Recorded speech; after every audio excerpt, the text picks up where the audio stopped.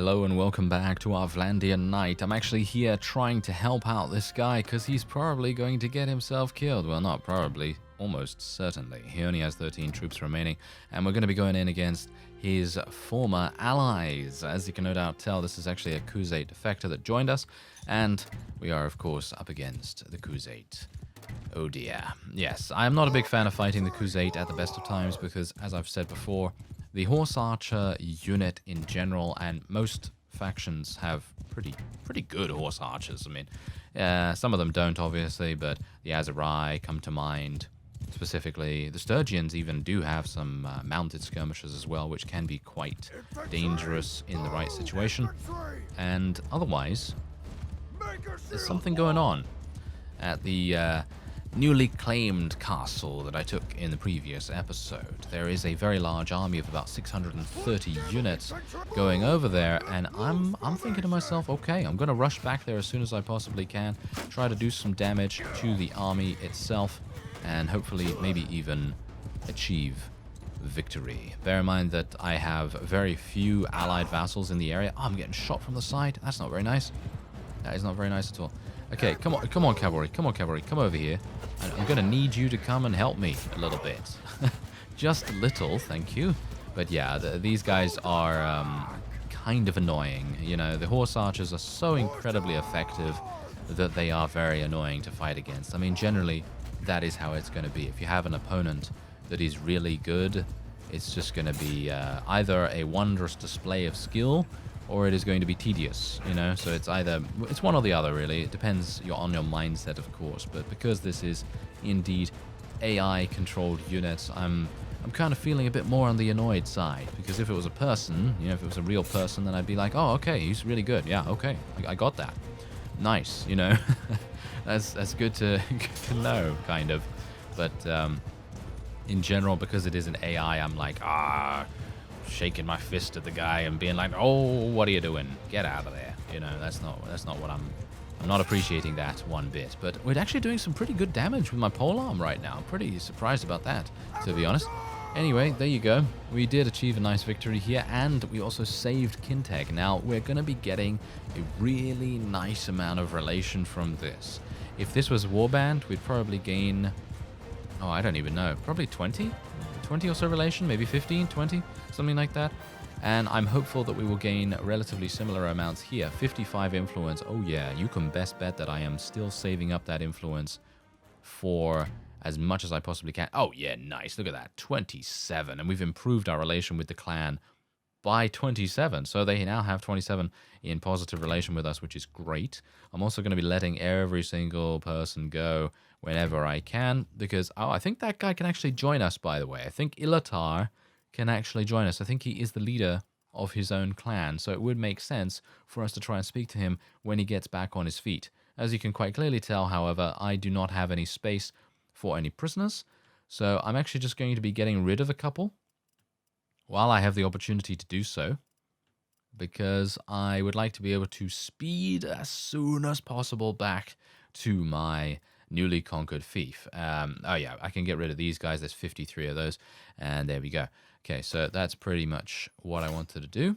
And yeah, it's more than likely, by the way, that this castle is going to get taken. As you can see, he's almost ready and almost in position to do his thing, whatever that may be, you know, building siege towers or whatever.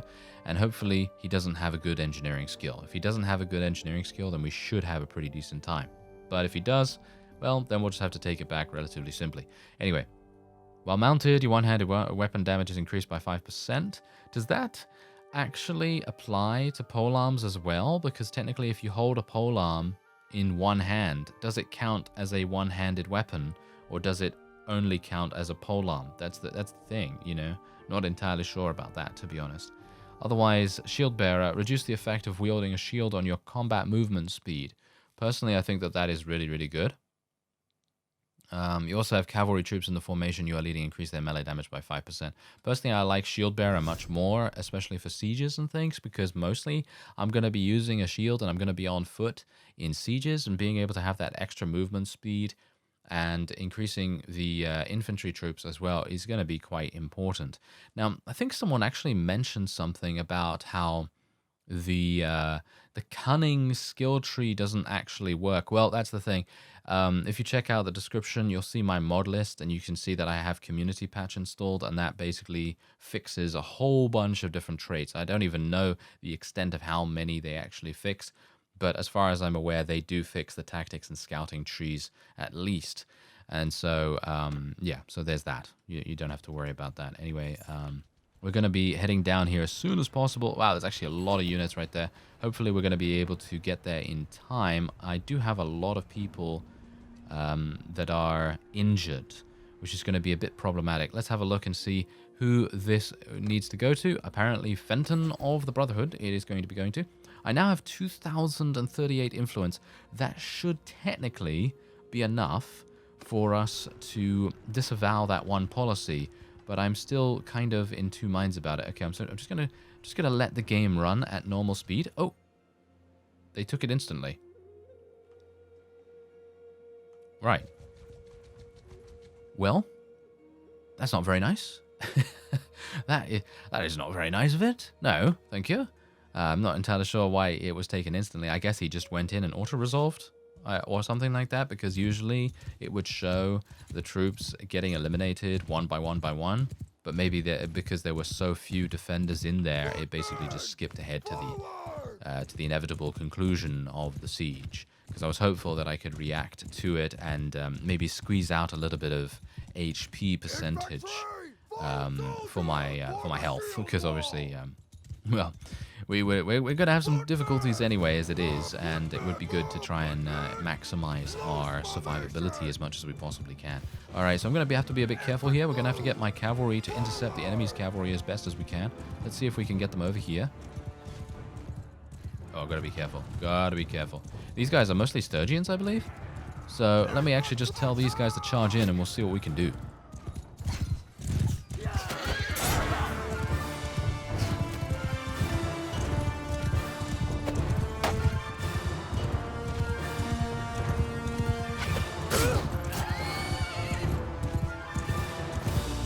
Infantry! Forward!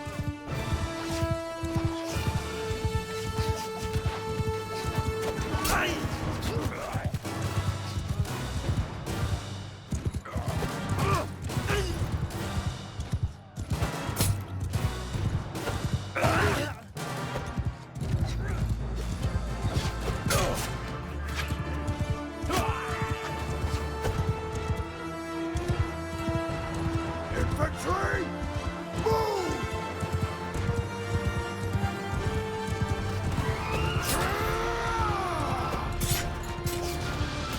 Die, you bastard!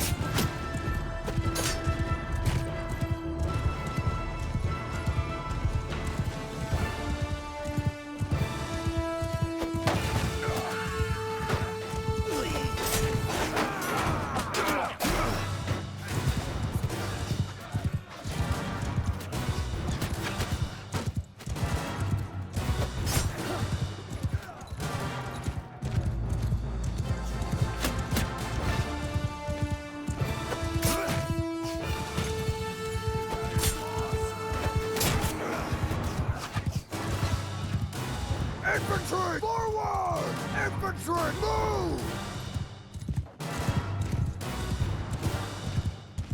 Well, I gotta say, this is a pretty weird situation to have. Oh, yeah, that is. I'm dead.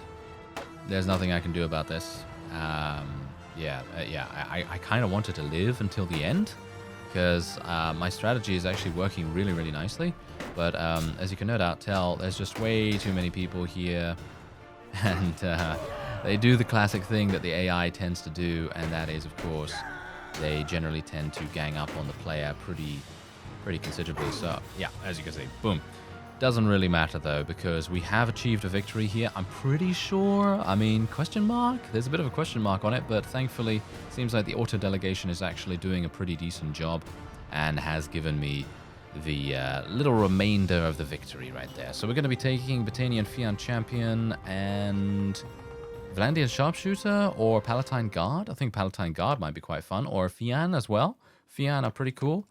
I'm not entirely sure. I'll take the Palatine Guard, I suppose. I'm not entirely sure which one's better. I think the Fian probably has a little bit more, but I kind of wanted a bit more variety in my companions. Don't just want the same kind of archetype all the time, you know, sort of thing.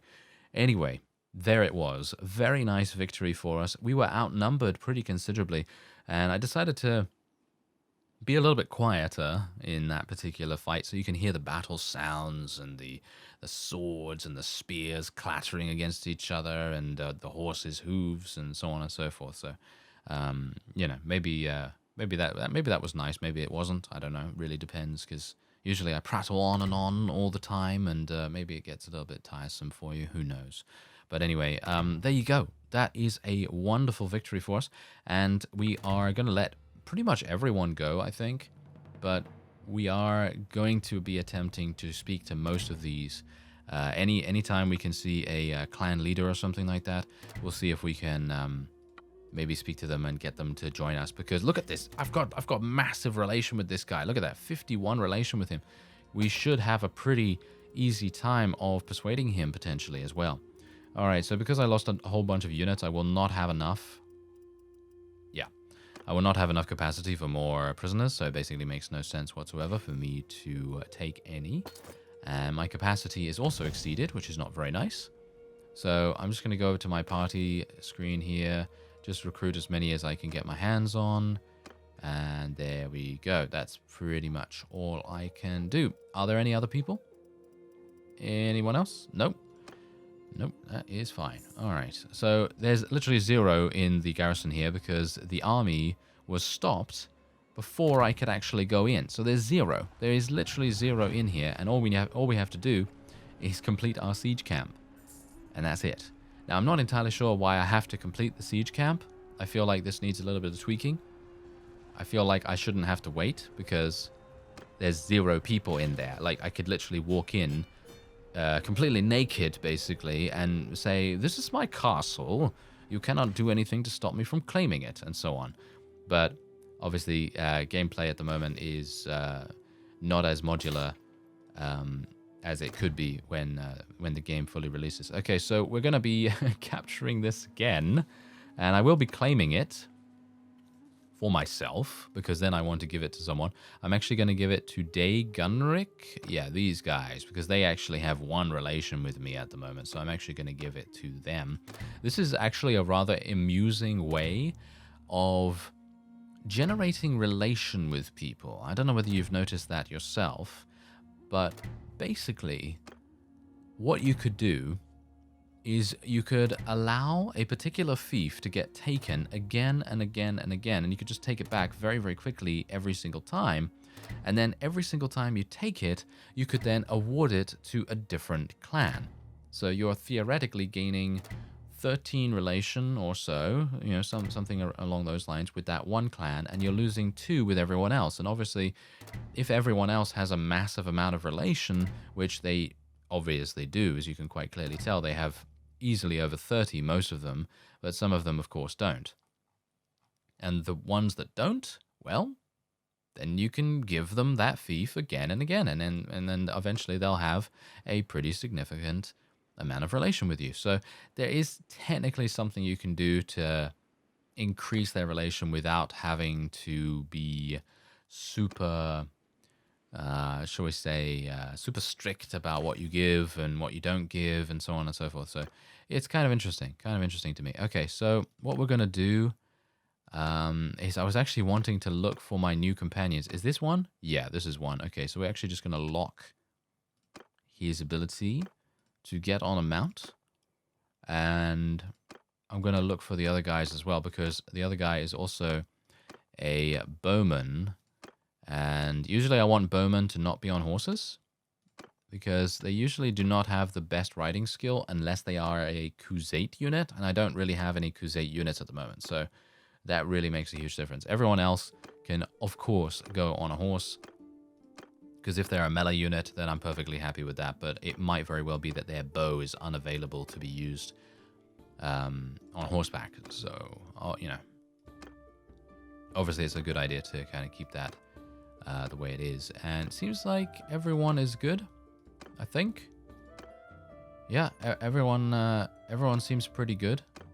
Have I gone through everyone yet? I actually have no idea. I have so many companions right now that I literally have no idea what is happening with any of them, to be honest. Yeah, which is kind of hilarious in itself. Okay, so there you go. I think we're done. Yeah. Okay, so I'm just going to let everyone decide what they want to equip. And then I will hopefully... well, it's not mine anymore. So I'm going to go over to Balgard right now. And we're going to sell all our stuff. Hopefully it has a good amount of cash there. I mean, I would assume... I don't know whether the Britanians are actually at war against anyone at the moment. But I would assume that if they are... then maybe their caravans are going to be relatively untouched. Oh, it's 14,000. Okay, they really don't have a huge amount here, do they? Do they have a good amount of hardwood? No, they also do not have a good amount of hardwood. So that is also going to be a bit problematic. Problematic. Okay, so I don't even know what to do right now. There's 14,000 here. Let me see what I can do here. So if I just sell all of this, I can barely sell at all. Wow. Okay, yeah, I guess I'll just bankrupt them then, I suppose, and make it hard for them to pay wages or something like that. And we'll see how that goes. It seems like Ov Castle is also up for grabs. Oh, we might want to try and take that. That seems pretty good. But I'm going to go over to Omor right now because we obviously need to sell. I have a number of prisoners too, which might make sense for me to try and recruit.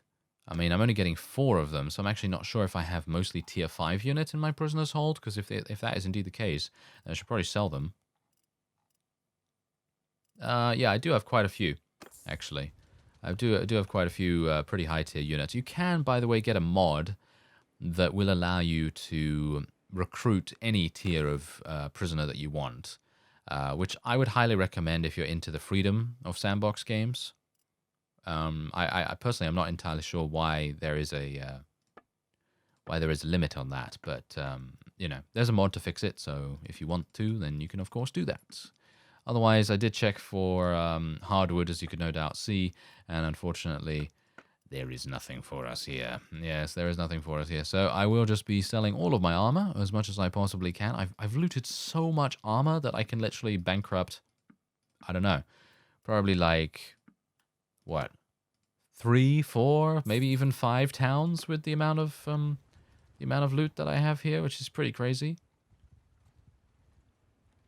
All right, so Mazhadan Castle, we're probably going to go over here because obviously these guys declared war on us as we were heading into. Oh yeah, the Mazhadan Castle. It's terrible, isn't it? Oh yeah, I remember that. I remember that being a pretty big bone of contention for us. It really didn't work out too well for us, did it? Last time. And they've probably repaired the walls by this point as well, haven't they? Let's actually have a look. Yeah, they have repaired the walls. Okay. I'm going to just leave it for the moment. And we're going to go back to Varcheg and just make sure everything's okay. And obviously, I would like to do a little bit of smithing if at all possible, but obviously I don't really need the money at the moment, so maybe it's not even necessary. What I would like to do, though, is abolish... Whoa. Whoa, okay, hello. This is, oh,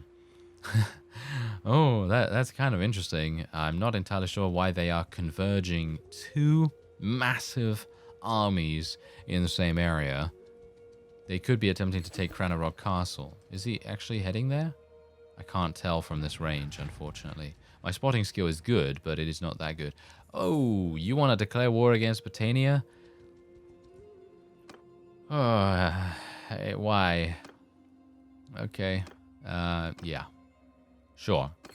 If you want to, Vlandia. Okay, as I was about to say before I was rudely interrupted by those 2 massive armies, they are looking... well, it is looking much more likely for us to be able to abolish that policy. And I would very much like to try it in just a second, because we have 2,200. I feel like that should be enough. But... sometimes it's proven that it is indeed not enough. So we might have to try something a little bit different.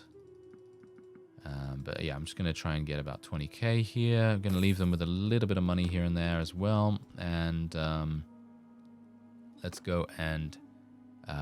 should I just sell all the prisoners? No. We need to continue reinforcing our ranks. So I'm going to just get rid of the high tier units because, as you can see, look at how many people we have leveling up. It's pretty crazy. All right, so let's just sell all of these. And so this, and this, and that. There we go. Fantastic. Okay. So that's actually going to give me 6,000, which is pretty good. It's also going to give me some roguery skill. Yeah, a little bit of roguery skill, not too much, because obviously I don't have any focus points in it, so obviously that makes sense. Otherwise, now I'm wondering. Let me see something. Okay. What we're going to do is I'm going to go over to Botania's kingdom here, and we're going to take a look at their clans. As you can see, look at this. They literally have a very few amount of clans, and we're going to see if any of them would want to join us. So I'm going to send a messenger to Mr. Prindor. I don't think he wants to be honest, but I'm going to try it nevertheless. Tovir, he is of course a Sturgian defector, so he might very well want to join us as well. And Aaron can also join us potentially. So let's see.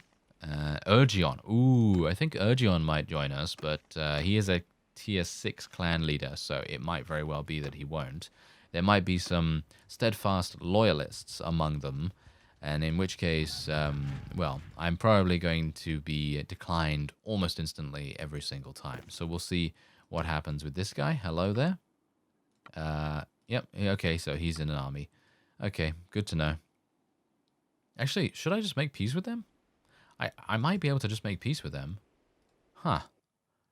But do I want to do that before I have checked? Maybe. No, you're in an army as well. Our realms should make peace. How much do you want? He wants a lot, actually. He wants 134,000. I think that's a bit too much for a peace agreement, to be honest. Especially considering VLANDIA at the moment is actually doing pretty well. I mean, I say, oh yes, VLANDIA's doing pretty well when we're at war against 5 different factions. That sounds good. But yes, as you can see, the total strength of VLANDIA is pretty significant. However, the Khuzait strength is very big. So that's obviously a bit worrying. But you can quite clearly see that Botania is having some pretty big difficulties themselves. So I'm not entirely sure why we're even doing this, to be honest. It would have made much more sense for us not to, and for us to just focus on, you know, specific factions. So that's the reason why I'm probably going to be abolishing the policy in just a second. Yeah, he's also in an army. All right, so we're going to do that right now. Okay, so let me see. Boom. Abolish it. 2,000, yes. Whew.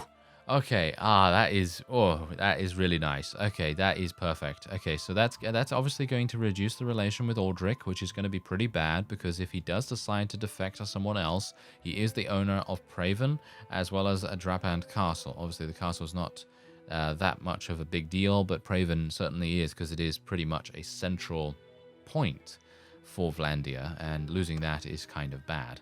Who else is saying that we should do this? Oh, Fenton, apparently. But yeah, we are going to be disavowing this. Boom. And there you go. All my influence is gone, but we now have regained control over our faction, which I very much appreciate.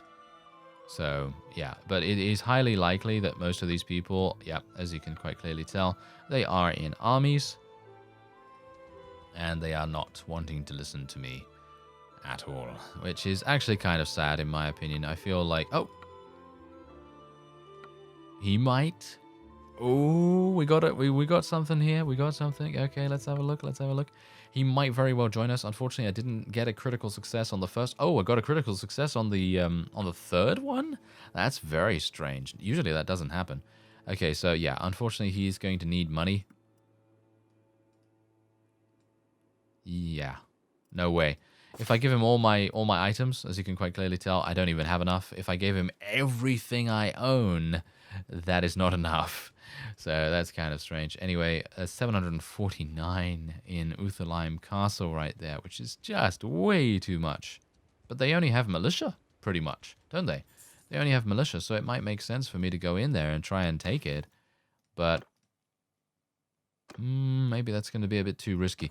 Anyway, what I'm actually going to do is end this episode off here, but I am so thankful that we have finally abolished peerage, and we will now be able to fully control our faction how we see fit. And that means hopefully making some peace with some guys and not making so much war with everyone. Oh, what do you bet that they would have declared war against Azerai real soon? Probably. I thank you very much for watching, and I'll see you next time.